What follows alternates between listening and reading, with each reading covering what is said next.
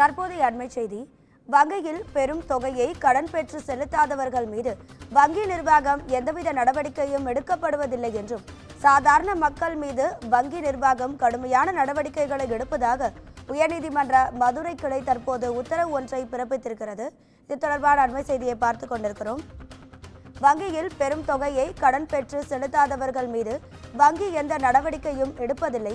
சாதாரண மக்கள் மீது மட்டும் வங்கி நிர்வாகம் கடும் நடவடிக்கை எடுக்கிறது என உயர்நீதிமன்ற மதுரை அமர்வு தெரிவித்துள்ளது.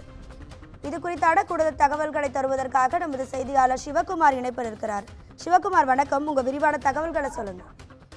அதாவது திருச்சியை சேர்ந்த மஞ்சு பிரீத்தி அப்படிங்கிறவர் மதுரை உயர்நீதிமன்ற அமர்வுல ஒரு மனு ஒன்று தாக்கல் செஞ்சிருந்தாருங்க. அதுல அவர் கனரா வங்கியிலிருந்து கடந்த 2013ஆம் ஆண்டு ஏப்ரல் மாதம் 50 லட்சம் ரூபாய் வீட்டு கடனை வாங்கியதாகவும், இதற்கு அவரோட தந்தை உத்தரவாதம் அளிச்சிருந்ததாகவும் குறிப்பிட்டிருக்கிறார்.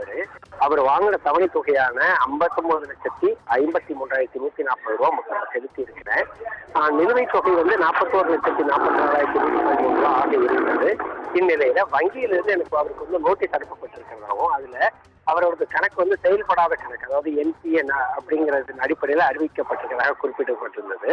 இதனைத் தொடர்ந்து வங்கியிடம் கோரிக்கை வைத்தவுடன் மனுவை பதிவு தபாலில் அனுப்பியதாகவும், அதுல எனக்கு உத்தரவாதம் அளித்த தந்தையின் கணக்கு என்பிஏன்னு வகைப்படுத்தப்பட்டுள்ளதால் இவரோட கணக்கும் என்பிஏ அப்படிங்கிற வகையில வகைப்படுத்தப்படும். அதாவது ரொம்ப நாளா செயல்பாட்டில் இல்லாத இருந்தா அது என்பிஏ அப்படின்னு சொல்லி கருதப்படு. ஆர்பிஐ அதுக்கு ஒரு ரிஸ்ட்ரிக்ஷன் கொடுத்துருக்காங்க. இது தொடர்பாக நீதிமன்றத்தில் வழக்கு தொடர்ந்த நிலையில பதிலளிக்க கால அவகாசம் கோரியதால வழக்கு ஏற்கனவே நிலுவையில் உள்ளதாகவும், ஆனால் எனது உடைமை மீது, அதாவது என்னோட உடைமை மீது உரிமை கோரி நோட்டீஸ் அனுப்பப்பட்டிருக்கு.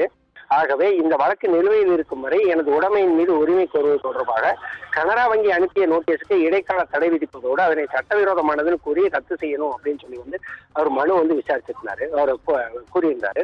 இந்த மனுவானது நீதிபதிகள் நிஷா பானு மற்றும் ஸ்ரீமதி அமர்வு முன்னால் இன்னைக்கு விசாரணைக்கு வந்தது. அப்போ வங்கியில பெருந்தொகையை கடனாக பெற்று செலுத்தாதவர்கள் மீது வங்கி எந்த நடவடிக்கையும் எடுக்கிறது இல்லைன்னு, சாதாரண மக்கள் மீது இது போன்ற நடவடிக்கைகளை எடுக்கின்றன வருத்தம் தெரிவித்ததோடு இல்லாம இது துரதிருஷ்டவசமானது என கருத்து தெரிவித்து இந்த வழக்குல மனுதாரரோட உடைமை மீது உரிமை கோரி கனரா வங்கியால் அனுப்பப்பட்ட நோட்டீஸ்க்கு இடைக்கால தடை விதித்திருக்கிறாங்க.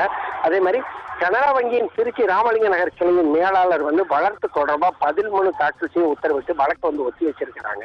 அதாவது கடன் வாங்கியவர் தனது சொத்தின் மீது உரிமை கோரி தொடுக்கப்பட்ட ஒரு வழக்குல வங்கியோட மேலாளருக்கு தற்போது சம்மன் அனுப்பப்பட்டிருக்கு. அதிகா